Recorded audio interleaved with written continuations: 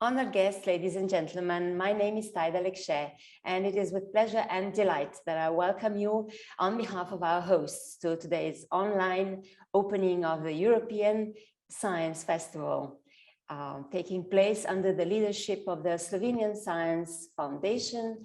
A warm greeting to all of you from Ljubljana, the capital of the beautiful country, Slovenia.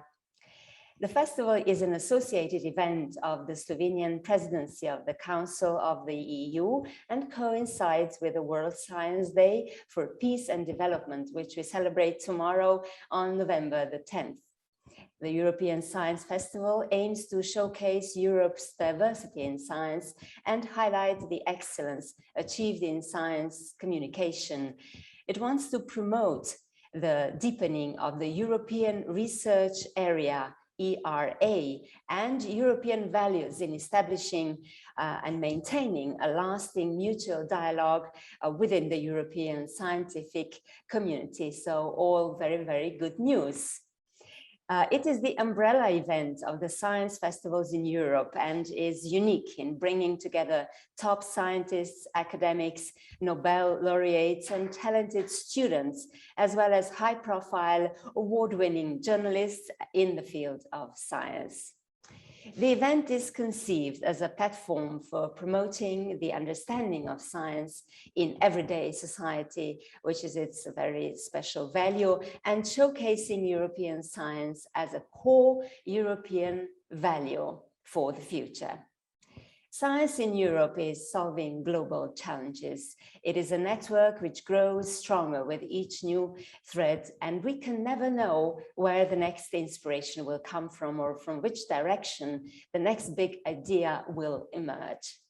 What is certain is that Europe needs to create as large a network as possible to facilitate the flow of knowledge, to increase scientific cooperation between the academic and non-academic sectors, and to strengthen the process of encouraging the work of future scientists. With this, I was meant to invite Dr. Edvard Kobal, chairman of the board of the Slovenian Science Foundation, its spiritual agents, tireless promoter and popularizer of science, to address all present here today. Unfortunately, he has been detained due to prior engagements. And so I will first ask Mr. Andraž Ivšek, director of the European Science Festival, to address us all here today. A warm welcome to all. I'm delighted that we have organized the Festival of Science during Slovenia's presidency of the Council of the EU and on the occasion of the Science for Peace and Development Day. I will take the liberty of starting with few words taken from the festival's logo. The logo of this three-day festival features a spinning wheel, an invention that completely changed civilization some 5,000 years ago in the heart of Europe, which is also the birthplace of this European Science Festival. Experts differ in their opinion as to who discovered the wheel. So it could have originated in several areas in Europe at the same time, which only goes to show that invention and science have been for us all and will be for all of us. The aim of meeting of the EU ministers responsible for research in July this year was to exchange the views on the renewal of the European research area, to exchange better conditions for researchers, more effective integration and collaboration between science and business, and world-class infrastructure. The ERA will guide future investment and reform in research towards a green and digital transition, increase the mobility of scientists, and allow for better knowledge flows.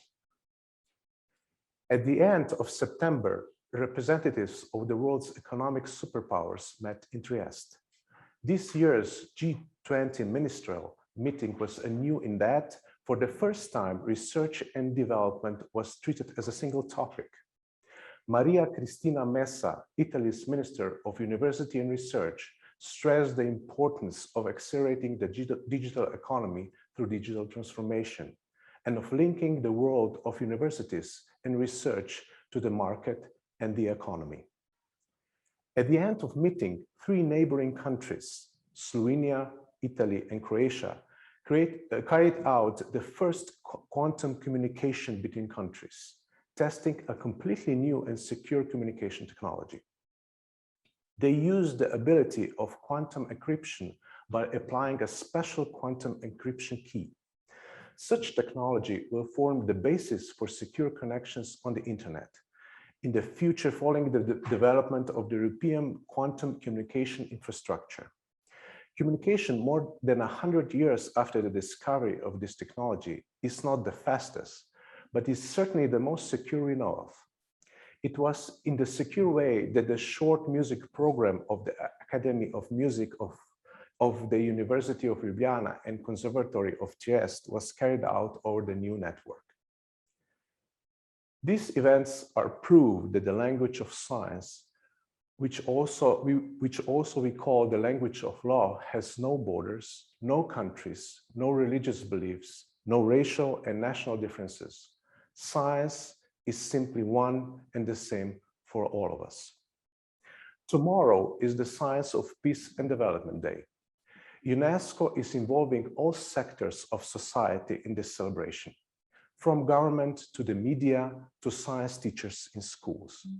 The day is dedicated to raising people awareness of the importance of the role of science and scientists, the role of sustainable development, the importance of informing society about scientific achievements, and the importance of engaging the general public in science. The importance of science is raised by drawing attention to the crisis that science is solving around the world, highlighting the good in society that is result of science. Such activities also provide a special perspective on global peace and development around the world. On this day, we also remember the role that scientists play in understanding our beautiful and fragile planet. This is the theme of speech given by the Secretary General of the United Nations, Antonio Guterres, last December. Humanity is waging war on nature. This is suicide. Nature always strikes back, and it is already doing so with growing force and fury. Biodiversity is collapsing. 1 million species are at the risk of extinction. Ecosystems are disappearing before our eyes. Human activities are at the root of our descent towards chaos, but that means human action can help to solve it. He listed the human-inflicted wounds on the natural world, the spread of the deserts, wetland lost, forests cut down, oceans overfished and choked with plastic, dying coral reefs, air pollution killing 9 million people every year, more than a current pandemic, and the fact that the 75% of new and emerging human diseases have passed from animals to human. Among the crises he listed were, and yet Guterres remained optimistic. He believes that 2021 could be the key year to make quantum leap to the carbon neutrality, which is exactly what all world leaders have one last chance to do at the most famous climate conference of the year in Scotland, COP26, which is taking place right now. The Slovenian Prime Minister is also at the meeting and is representing the whole of the EU together with the European Commission in the resolution of these issues. In conclusions, I would like to stress that this festival is not just a place when global problems, ecological policy, and health crisis are discussed. The festival is, above all, a place when we talk about European science, and within it, about the scientists and their way of thinking, which is special. And that is why I would like to conclude with a quote by a Nobel Prize winner, great humanist, defender of freedom of thought, Bertrand Russell, who said, "Nothing in the world is more exciting than the moment of sudden discovery or invention."